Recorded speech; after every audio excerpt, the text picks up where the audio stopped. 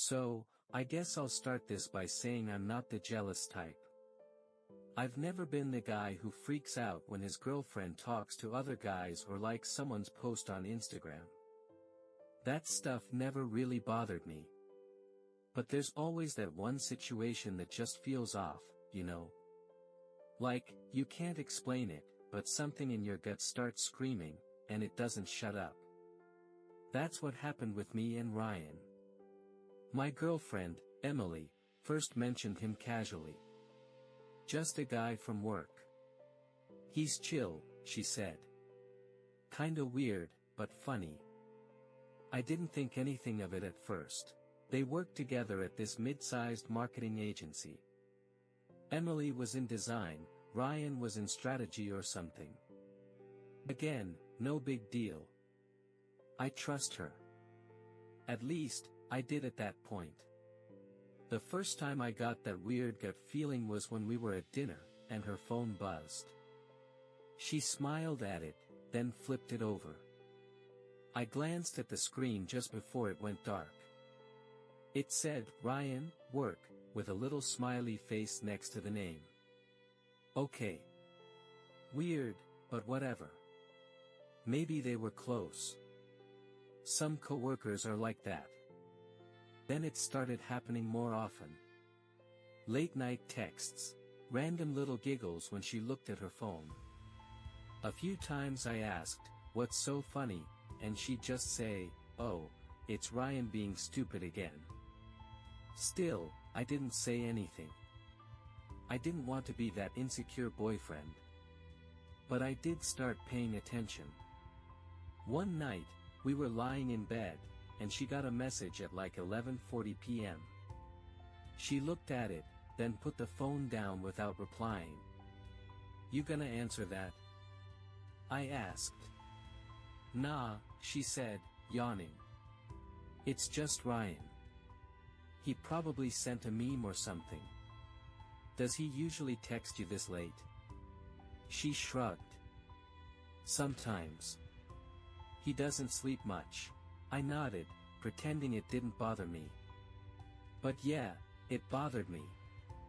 The next time I saw her phone light up with his name, I couldn't help myself. I said, you talk to him a lot, huh? She looked up from her phone, suddenly defensive. It's not a big deal. He's just a friend. That phrase. That stupid, infamous phrase, just a friend. I wanted to believe her. I really did. But something about the way she said it felt rehearsed. Like she'd said it 100 times before to someone else. Still, I let it go. But I started noticing things. Subtle things. It wasn't just the texting. That I could have lived with. But things started shifting. Emily used to be really present when we were together. We'd watch movies, cook, joke around, cuddle on the couch. But over time, she started checking out more. She'd zone out during dinner, take longer to reply when we talked, laugh at her phone while I was telling a story. Everything okay? I asked one night as we were watching a show she usually loved. She kept glancing at her phone. Yeah, she said without looking away. I'm just distracted. Work's been nuts. That's what she kept saying. Work's been nuts. Like a shield. One Saturday afternoon, she said she had to go into the office for a bit. That's weird, I said. You don't usually work weekends. She shrugged. Big deadline. Ryan's gonna be there too, so at least I won't be alone. I just said, cool, and nodded, but I felt something tighten in my chest. Why was Ryan always involved in these mysterious overtime shifts? I didn't say anything. Again. I hated how paranoid I was starting to feel. I kept reminding myself she hadn't done anything wrong. I had no real evidence. Just gut feelings and late-night texts, but my mind wouldn't shut up. I told a friend about it, my buddy Mike. He's blunt and not great with tact, but he's honest. Dude, he said, she's probably not cheating, but that sounds like emotional territory, bro. If you're not part of the conversation anymore and some other guy is taking that space, that's already a problem. That hit me hard. Because he was right. I'd started to feel like a roommate more than a boyfriend. Like I was watching our relationship happen from the outside. So, I finally brought it up. One night while we were brushing our teeth, I said, "Can I ask you something?" She mumbled, with a mouth full of toothpaste. "Do you still feel close to me?" She looked surprised. Like she hadn't even noticed the distance. "Of course I do," she said, rinsing and spitting. "Why would you ask that?" I shrugged. "I don't know. You've been, kinda somewhere else lately." She wrapped her arms around me. "I'm just stressed. Don't overthink it, okay?" That should have made me feel better. But it didn't. Because now she knew I was watching. And she got better at hiding it. A few weeks went by. She was still texting late, still mentioning Ryan here and there, but now in a more careful way, like she was editing herself around me. Then one night, something weird happened. She left her phone on the counter while she went to shower. It lit up twice while she was in there. I wasn't planning to check it, I wasn't trying to be that guy. But the second time it buzzed, it showed part of the preview. "Ryan, you sure he won't see this?" My stomach dropped. I didn't touch the phone. I just stared at it. My mind went into overdrive. I waited until she came out and casually asked, "Ryan messaged you?"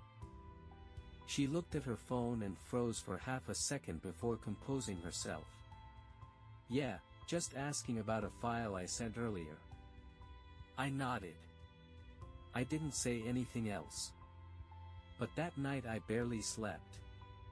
That message, "You sure he won't see this?" was like a drill in my brain.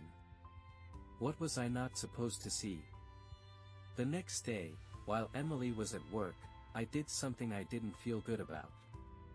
I made a backup of her laptop. I know. Total violation of privacy. But I wasn't trying to snoop for every little thing, I just wanted to know if she was hiding something big. I didn't even look through it right away. That night, when she came home, I didn't say anything. I couldn't. I just watched her. Studied her face. Wondered how many lies were behind every smile. The next morning, I called in sick to work and drove to her office. I parked a little down the street, waited. Around lunchtime, I saw her and Ryan walk out together. They weren't touching, but they could have been. They looked so natural. Like they fit in a way I hadn't seen in a while. It hit me then, maybe I'd already lost her. Maybe I was clinging to something that was already gone, but then I saw something that didn't make sense. They didn't go to lunch. They got in Ryan's car and drove. I followed. They ended up at a quiet neighborhood. Suburban, calm. Ryan got out. Emily stayed in the car. He walked up to a house, opened the door with a key, and disappeared inside. Then he came back out a minute later with a kid. A little boy, maybe 5 or 6. Blonde. Looked, kind of like Emily. I stared, stunned. Then Ryan waved Emily over. She got out of the car, walked up, and hugged the kid like she knew him. They all went inside. Instead, I waited. I tried to act normal, and then, a few nights later, she told me she was going out with coworkers for drinks. Ryan was driving. Something in me snapped. I told her, "Cool, have fun, and waited for her to leave. Then I opened the files. She'd saved a bunch of messages, screenshots, even draft emails on her laptop, unencrypted, just in a folder marked Work Notes. I opened a doc titled May Timeline, and my heart started pounding. It wasn't about work. It was about me. And him. A full rundown of the last few weeks. What she'd said to me versus what she told Ryan.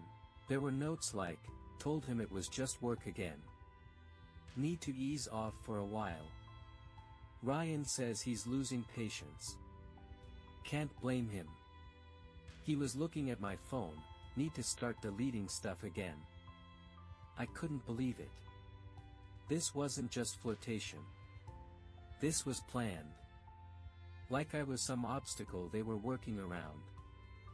I sat there for a long time, just staring at the screen. My throat was dry. My whole body felt hollow.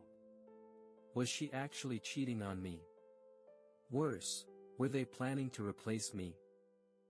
That night, when she came home, I didn't say anything. I couldn't. I just watched her.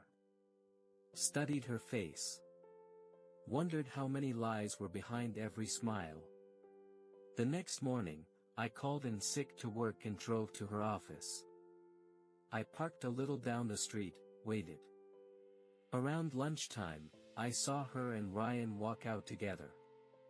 They weren't touching, but they could have been. They looked so natural. Like they fit in a way I hadn't seen in a while. It hit me then, maybe I'd already lost her. Maybe I was clinging to something that was already gone. But then I saw something that didn't make sense. They didn't go to lunch. They got in Ryan's car and drove. I followed. They ended up at a quiet neighborhood.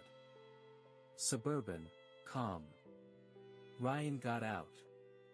Emily stayed in the car.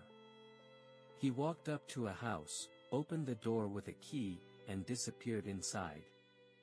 Then he came back out a minute later with a kid. A little boy, maybe 5 or 6. Blonde. Looked, kind of like Emily. I stared, stunned. Then Ryan waved Emily over. She got out of the car, walked up, and hugged the kid like she knew him. They all went inside. I stayed in my car for over an hour, trying to process what I'd just seen. A kid? Emily never said anything about a kid. And she definitely didn't say anything about visiting one behind my back. When she got home that evening, I was sitting at the kitchen table, just waiting. She froze in the doorway. Hey. You okay? I didn't play games. I followed you. She blinked. What? I saw you with Ryan. I saw the house. I saw the kid. Her face went pale.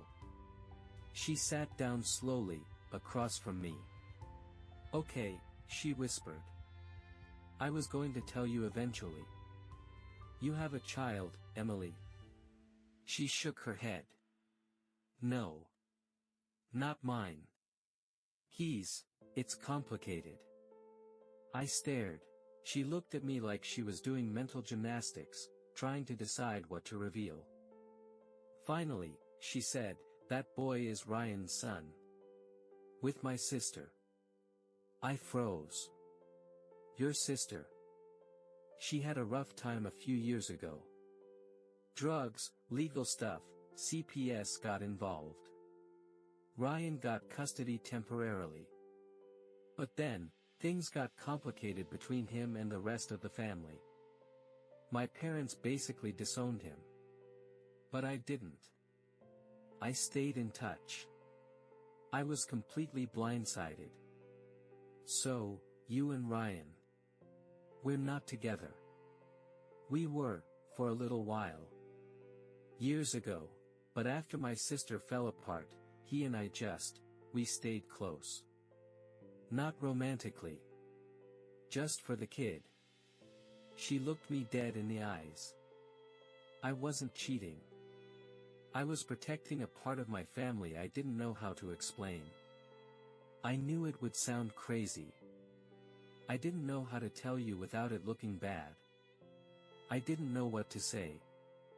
Because suddenly, everything I thought I knew had flipped. Over the next few days, we talked more than we had in months. Emily showed me pictures, emails, court papers, proving everything she said was true. She wasn't cheating. But she was lying. By omission. By secrecy. And it hurt. More than I expected. She hadn't trusted me with the truth. She'd created a second life, and I wasn't part of it. You made me feel like a jealous idiot, I said one night. I know, she whispered. I didn't mean to. Why didn't you just tell me? She stared at the ceiling for a long time before answering. Because the last guy I dated, left the second things got hard. I thought if you knew I had this kind of baggage, you'd run, too. That shut me up. Because I got it. I didn't like it. But I got it. It's been a few months since all this happened. We're still together, sort of. We took a break for a while. I needed space. She needed to figure out how to stop running from hard conversations. We're in therapy now. Not just for us, but individually, too. I still don't know what our future looks like.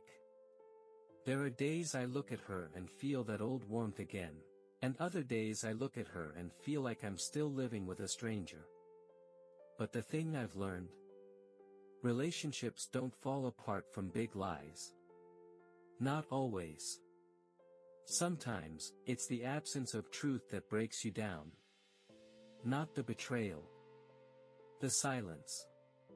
And once you lose that trust, rebuilding it is like learning to speak a language you never knew existed.